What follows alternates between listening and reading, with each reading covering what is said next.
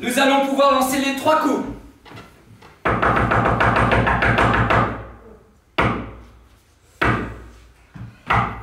Saviez-vous? Ah bah ça commence bien.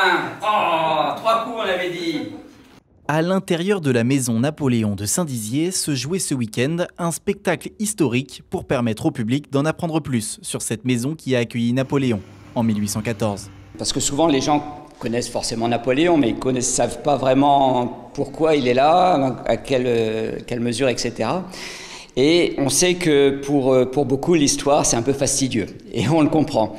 Et l'idée, c'était de faire passer le message, les connaissances, à travers le biais du ludique, c'est-à-dire du jeu, de l'amusement, du plaisir, etc.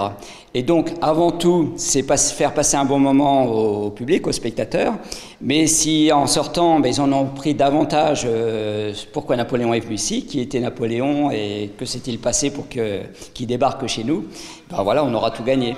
L'idée est aussi de valoriser les personnes en situation de handicap avec une déficience intellectuelle et une capacité plus limitée d'apprentissage. Pour cela, l'association Ensemble pour jouer a réuni une troupe de l'association d'Hervoise d'action sociale et médico-sociale.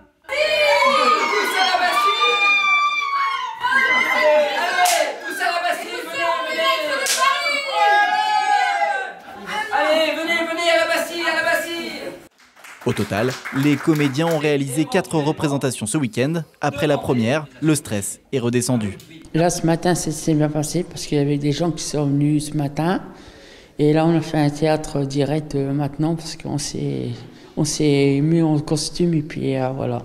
Et là, c'est la 2e fois que je fais ça. C'est Reims Alain pour dire merci. Et puis, ça me plaît aussi. L'association envisage déjà de réaliser prochainement des spectacles sur des personnages historiques passés dans la région, comme Jeanne d'Arc ou le général de Gaulle. En attendant, la ville de Saint-Dizier, toujours à la recherche d'un investisseur pour faire vivre cette maison, symbole du passage de Napoléon dans la ville. Si vous voulez bien prendre place, Majesté.